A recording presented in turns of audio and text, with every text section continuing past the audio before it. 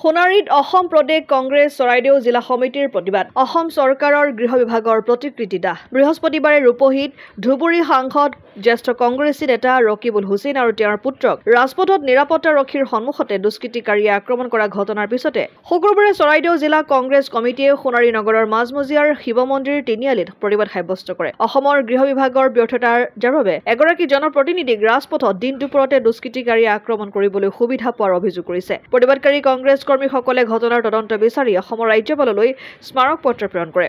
মথুৰাপুৰৰ পৰা ইছলাম আহমেদৰ report Assam Aditya NKS হুণ্ডাইলৈ স্বাগতম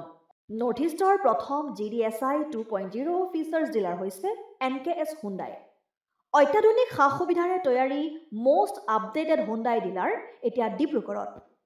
আমাৰ NKS হুণ্ডাই ডিলাৰত open sales consultant room customer ৰুমৰ লগতে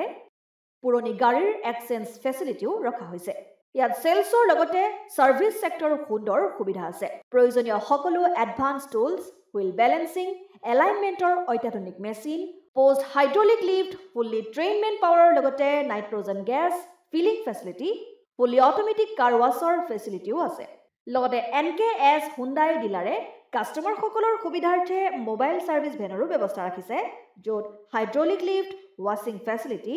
wheel balancing tyre pressure check কৰাৰ লগতে বহুখিনি সুবিধাই উপলব্ধ আছে NKS হুণ্ডাইলৈ আহক আৰু সুবিধাসমূহ গ্ৰহণ কৰক